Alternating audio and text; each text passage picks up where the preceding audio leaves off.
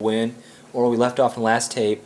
We were just kind of curious how you how did you make it back to the States, and what was your experience like when you tried to transition back into society?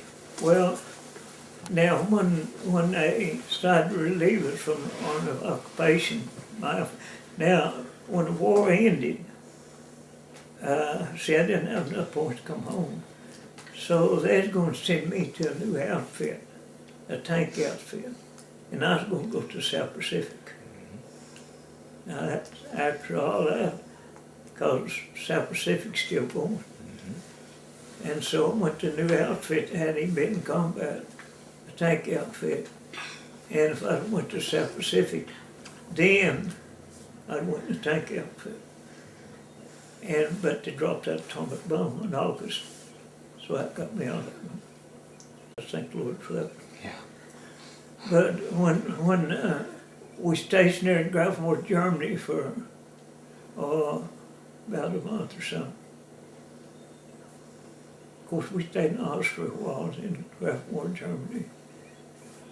Then we moved into another place. I don't know what the name of it was. It's kind of out in the field. We just tents and things. And there's always that when they told us we could come back home. And they put up a deal over there, if anybody would volunteer to stay in the Army for a year, they'd give them 30 days home. You have 30 days home. And me and this guy, well, he figured it better than I did. We figured it'd take us 3 months, get home, and stay and get back. We figured we'd have 3 months, we'd have a 9 month stay. So many of them signed up for it. And we got a free pass to Paris in it too, signed up. So we went to Paris and did our 3 days in Paris and came back. Well, see, we didn't know our outfit was coming home. When we got back to our outfit, they were setting their duffel bags, ready to come home. And here we are signed up for the Army another year. He's a little braver than I was. His name is Lewis Hendricks. He lives in Corpus Grove, Texas now. And he went to the, what they call the ordnance room where they had his papers. He said, I want those papers. The old corporal said, well, you want them papers for? He said, I want to tear them up. He said, you can't do that. He said, you hand them to me or I'll show you I can. And he kind of getting riled up. I just kind of stand back. I figured we had it. I figured we had a year of it. And figured we were stupid by doing it, but I figured that's the way it's going to be. And he kind of argued that little fellow a little bit. And he said, now, I want to tell you. He said, we've been over here now, said 27 months this war, since the war, and we won't go home. And the reason we signed up for this thing so we'd go home, because we weren't going home. We just stand over here. And he said, you give me his papers, I'll tear them up. And that guy, he kind of getting a grin a little bit. He said, well, you can't do that. But he said, I can. He tore them things and threw them in the trash can. I guess some of the others have done the same thing, you know. And already 2 guys there for replacements. They had sat there with their duffel bags, ready to come home. And they had to move out. They had been over there long. Yeah. So we got to take our place and come home. Nice. Well, then they sent us there to France. Stayed in France for a while. And France had their camps were named by cigarettes. Chesterfield, Philip Morris, you know, Raleigh. Every camp had a cigarette name on it. I told my grandkids, I said, talking about that, and I said, cigarettes, and I said, I quit Philip Morris when I left France. That's just what I quit Philip Morris and left France. Grandpa! Well, then I explained to Philip Morris the camp. I left Philip Morris camp. You know, that's what Philip Morris. But then Stayed there a while, and then it's in the November then. Get cold. So they sent us out and put us on a train, and boy, it was cold, man. And we just wasn't going nowhere. We just hanging around that train about freezing to death. And we took that all rags out of them wheels. We made fires. I don't know what happened to the train. We took these all rags out of these wheels and these train out there, and we made us a fire. And metal to metal when we got through with them. And we was riding it a while too. So they put us on the ship, Kokomo Victory. I went over to Africa on the SS Monterey and come back on the Kokomo Victory. And we got about 200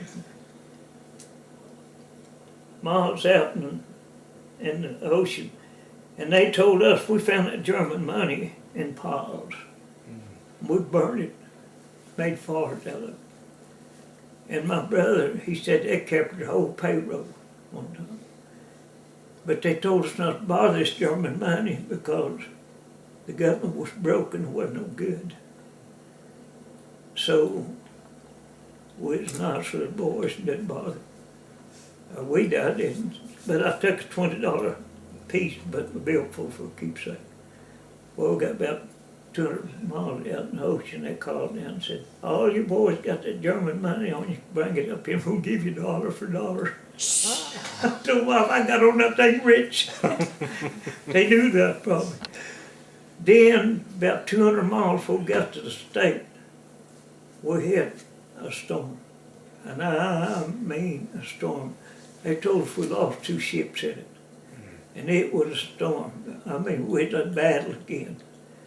And you could walk up top of that ship, and it looked like you was looking through a tunnel. Water was above you. And I mean, you'd rock like this, and you'd rock like that. And they had a kitchen as long as this house, big long table. And we'd go in there and set a plate down, that old ship would turn, hold like that, and that plate, whoo. Then you'd be sitting there and direct your plate come back by you. You directly come back by. But weren't About you? a certain time, you don't even want to eat. You're already sick. No meal. But weren't you worried that after all you went through, you're gonna be on a ship that sunk in a storm? Didn't you think about that? Yeah. Yeah. I mean, it was dangerous. We didn't know if we'd go back home safe or not for a while. And then, when we hit the state, now this is what makes you feel good. You feel like you have accomplished something. I don't know whether you guys told you this or not, but I felt like it. When we started walking off that game pregnant, then they struck that band. Boy, I mean, you could step. You was ready to pray, you know. You could step. I mean, it made you feel he was worth $1 million. You know, Was this in ship. New York when you landed? Did you land in New York? No, I landed in Boston, Massachusetts. Okay. Boston, Massachusetts. And snow was on the ground, man. It seemed like there wasn't wind, it was cold. And so it put us in a camp in Boston, Massachusetts for a while. And then they took us down and gave us all the steak and sweet milk we could drink and eat. The first meal we got on this side was all the steak and sweet milk we could drink and eat. Then they sent us from there, we were split up there. Everyone went different directions for different states. And most of us split up, but Arkansas boys, and Missouri guys, and places like that, all wound up in Jefferson Park, Missouri. And so there's where we got our discharge. And so when they handed us a discharge, of course they gave us money to catch a bus into St. Louis. I had 2 sisters live in St. Louis. And we got in St. Louis, And a buddy of mine, me and him had been together from day one to the whole time. We'd never been separated, and neither one of us got wounded, I think. And we're still together. And so went to St. Louis, and he said, let's just leave them down for back here and walk away from them. We don't need them no more. We're free of it all. And I did. Stupid, but I let them down for back with him. Both of us did. The reason all that didn't have no medals and uniform time. And then I went home with him, Fort Smith, Arkansas. Stayed with him about 3 or 4 days. I gotta get home. My folks ain't seen me in 2.5 years. So I caught a train and went to Harrison, Arkansas, and then I caught a bus from Harrison going home. But I'm riding on this bus. Now here's when the war hit me, when I got by myself. And I'm riding on this bus, and these people laughing and cutting up and having a big time. And I'm sitting on this bus, and I'd look over and say, nothing like that. When you get by yourself, then it catches up with you. You got time to think about it. And I'm watching these people have cut up, and I think, and I'm saying to myself, what in the world they got to laugh about, you know? I didn't have nothing to laugh about. Then remember, I had 7 brothers back home. Most of them red-headed. I was red-headed. Well, when I got back home, these was kind of small boys, and they grew up and be teenagers. I didn't know them apart. I mean, I couldn't tell them apart. I couldn't see. It's for Gene, C.J., Dale, Naaman, who they were. All about the same size, wasn't it? And I thought it was cracking up.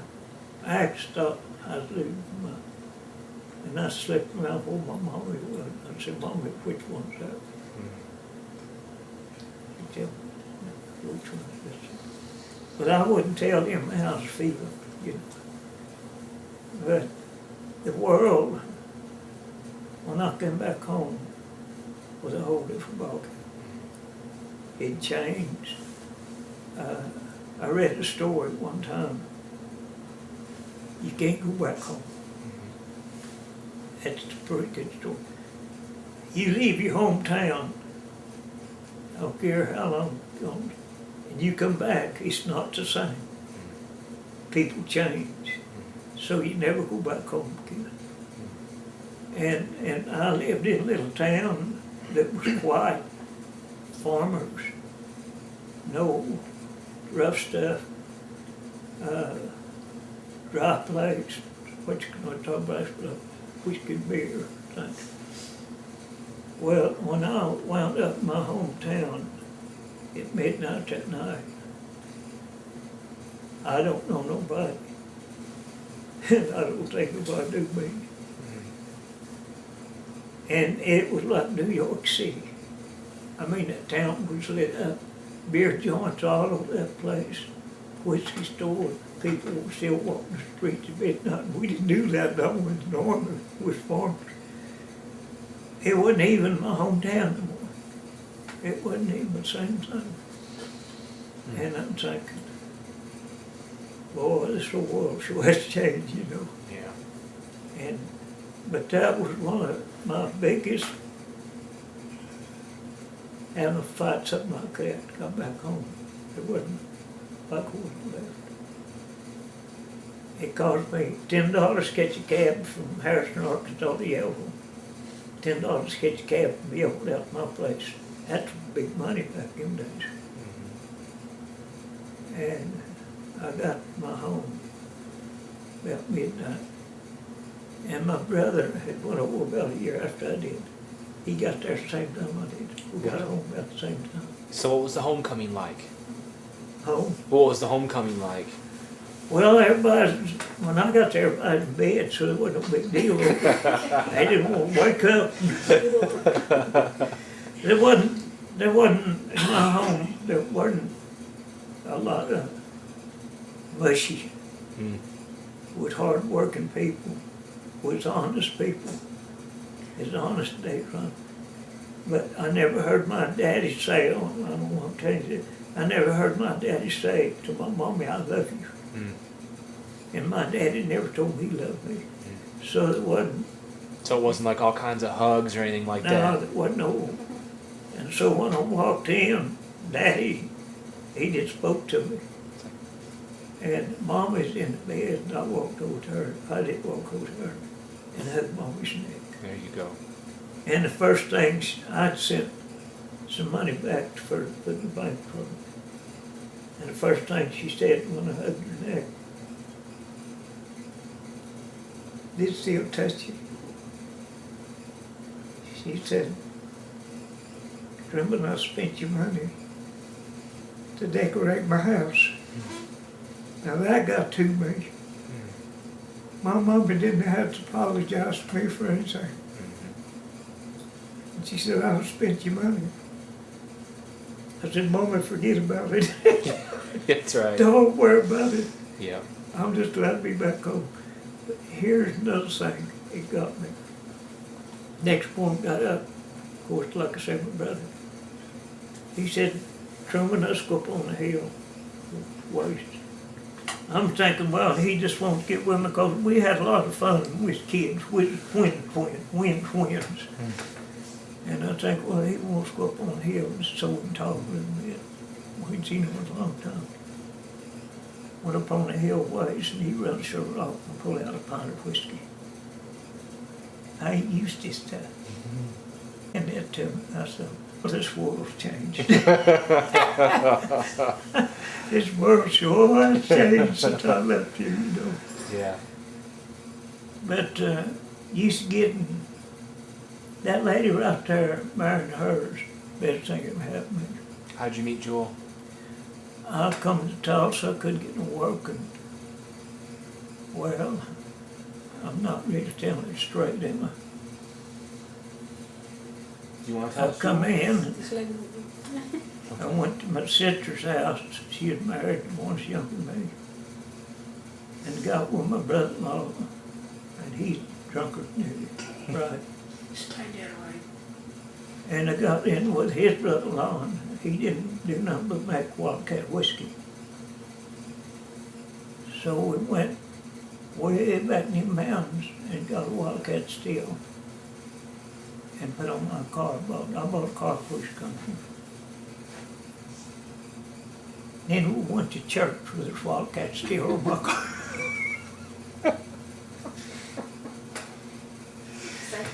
We went inside, my car sat out there, Wildcat still in the we went to church. I'd been around this church and get up. The guys had Wildcat still, he wanted to stand up and testify. He didn't know what he's even doing. Finally, we got him out there, and my brother was with us, and him and my brother-in-law went and stole some chickens. I mean, we're getting wild. The world ain't like it was when we left here. So we went home after I kind of beat up my car, tore a fender off of it nearly, and so we went down to where my sister and her husband lived, and my brother said, they're gonna come pick us up.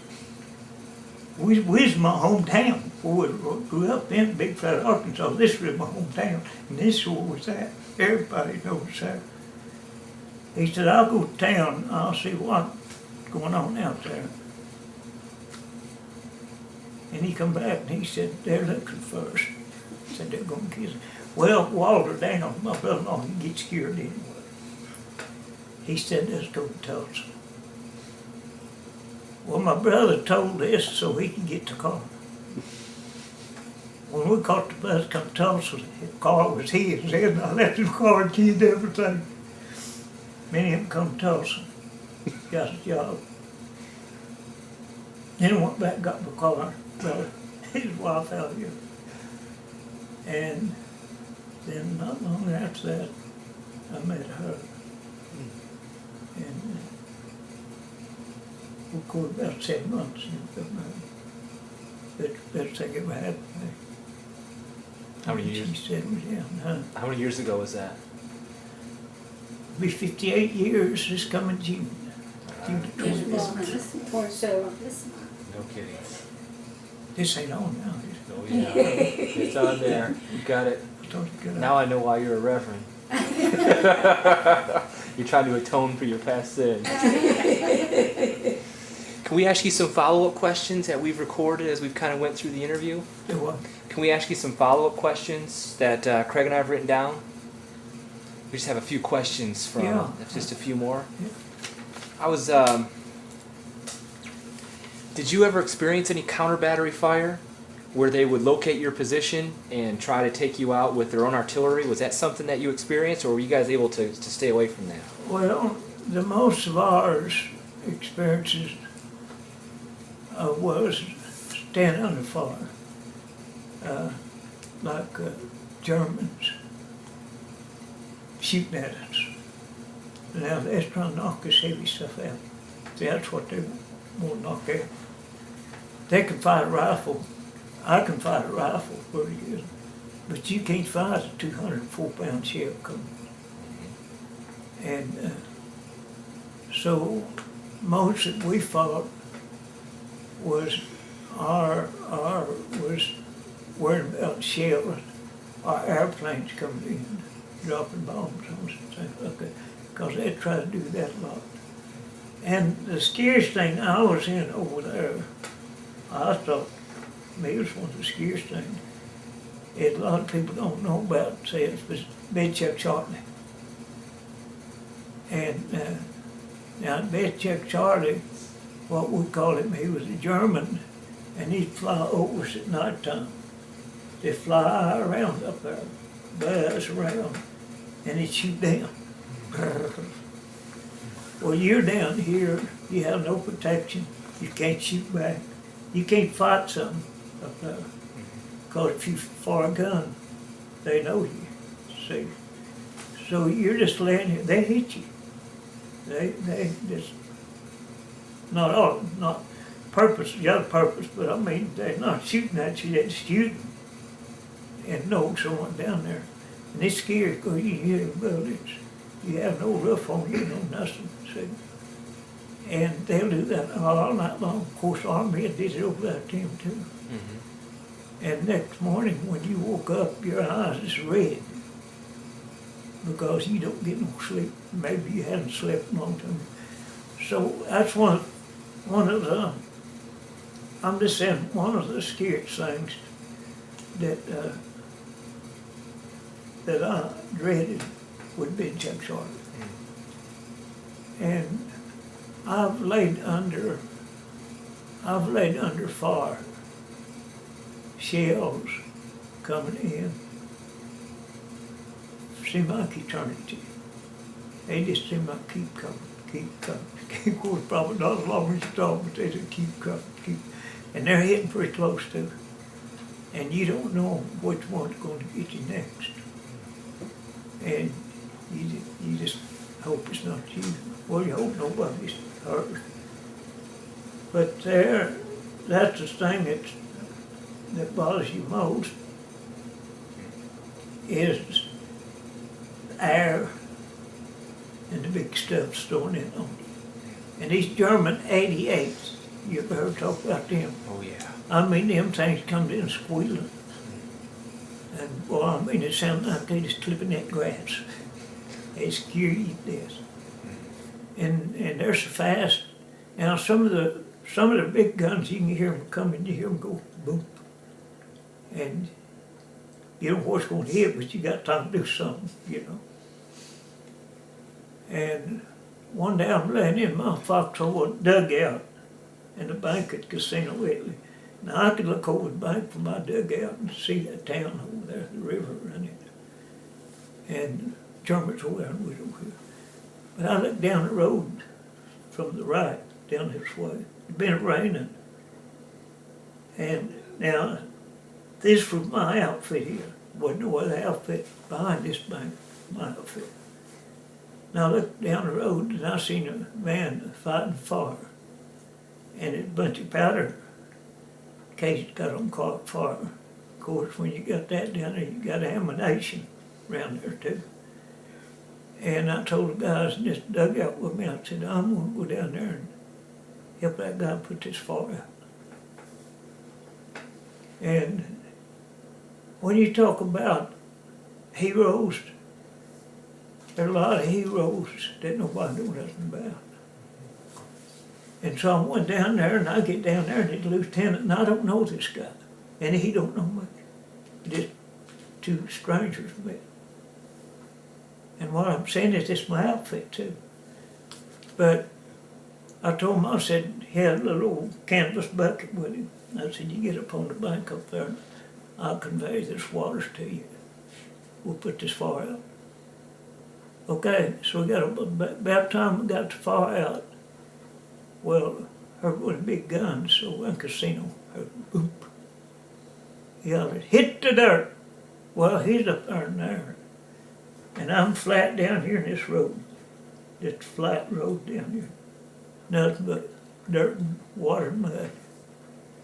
And I'd hit flat, and this shell come right over me. And it hit on the other side of the road. And that stuff just played around. Then when it settled down, I jumped to go run again, trying to get back to my foxhole dugout. And here comes the second one. I don't know. The bank crowd got the three, they couldn't zero in on me too good. But they hit on the other side of the road from me, just close to me. A lot of times shrapnel goes out of the way, you know. And that didn't get me, or I'm not hurt nowhere.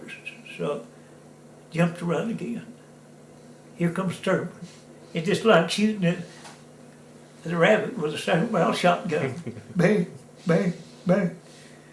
And when that third one went off and exploded, I was close enough to the foxhole, I just dove in like a gopher head first, I mean. And that guy, he said, I just moved for 3 hours. He said, I conked out for 3 hours. That's peace then, you know. And, but I never said no. I've heard about angels, guardian angels. I didn't know nothing about guardian angels then. But I read the story when it not Anjou, but beachhead in France. And artillerymen got in and they got surrounded by Germans. And this we asked artillery guys to get surrounded too. And they couldn't get out. And Normandy beachhead. So this guy was kind of looking up over his foxhole and he seen the grass moving. Knew the grass wasn't high enough for a man to be in it, but he didn't know what. And reckon no big white flop-eared rabbit comes up. And they call him floppy. It's a true story. I mean, it's a little story. And so he comes right up to him. Now, a rabbit's going to be running when his gun's shooting, but he comes right up to this guy, and this guy takes him. And they kept him till they got before they could break out. Then when they got ready to break out, this guy had him. He looked at the sergeant and said, "That's what he do." And he said, "Put him in." There's artillery. I said, "Put him in a powder shell. Take him with you." So they put him in a powder shell. When he got to the next position, the opening, rabbit disappeared. Then when they got ready to go, rabbit be right back there. Then they take him, they dig in, turn him, he could go, he'd be gone. Then he get ready to move out, he'd be right there. Every time, went just all the time, he never moved out. And one day this guy took him and said to the sergeant, said, "Sergeant, you think that could be our guardian angel?" And sergeant said, "You know what? Since you mentioned that," said, "well, I've lost a man since he showed up." Keep that rabbit around there. I mean, rabbit foot, huh? That's right. Four of them. And so they got moves fast, they couldn't take care of him. And they built him, he got sick on him, didn't he? And they built him a big, fluffy bed. and put water and feed there. Fix him up good. Then they moved on out, and this fellow finally decided to go back and check on him. And he went back, and that bed just like it was, hadn't been touched no water. Food still on, water still, the rabbits gone. So I told my wife, told my wife, I said, reckon that was my guardian angel, you know, because he wasn't in my outfit. And he's a lieutenant. I didn't know him, he didn't know me. And he could have been up there pushing him shells on over. Well, Anyway. there's a question that your wife wanted me to ask you about how you'd have to jump aboard ship. About how you go aboard ship. Yeah. No. What was it? Till about the time they told you you was gonna have Oh. to jump, abandon ships. One Oh, way, jeez. one way is going to North Africa. Of course, there's several ships in a fleet. They have battleships. And this ship I was on is what do they call them, troop ship. Whole outfit on this. And we sleep down in there, and they have to put you close to my nose, pretty close to the ceiling, you know, on the top bunk. They blew that whistle and said torpedo, we torpedoed. We're about probably halfway to Africa. And get on top deck, get ready to bail out. Boy, I went up there top of that ship. I looked down at 300 feet, that green water down there. Oh. I said, no way am I going to bail off of this thing. I'll ride it to the bottom. Well, I wasn't had them ropes sewed over. They scared. Yeah. I mean, them things flopping, you know. But I made up my mind I wasn't going to go. I was going to stay as long as I could. But you're scared because you're supposed to. But before we all bailed out, they blowed it clear, you know. Woo! Yeah. 'Cause And that's we before thought you even made it over to that's going to just Africa. going there. And now, of course, you read the paper what the minister, I'm sorry. what the minister, you read this story. Well, I told that one time in the pulpit, just tell them how you can get scared and how you react. And I said, and I looked down there and I said, no way am I going to hold that thing. I'm going to stay with it. And I left it like that. And directly when I called it wound down, quit, fell back and called me, she said, hey, what happened to the ship? What happened to the ship? Oh, I forgot, they blew the whistle clear, we didn't have to bail out. But when we landed in Africa, here's what got me. We got off the ship, got us on the trucks. They going inland. Them little kids running on down hollering, cigarette Joe, cigarette Joe. So I said, well, I didn't figure these people could speak English over here, you know. Cigarette Joe, cigarette Joe. Found out that's all they could say. So we about 12 miles inland when morning came. And when I woke up, I tell you, there were some mountains in Africa.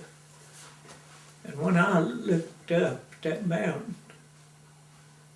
I couldn't hardly breathe.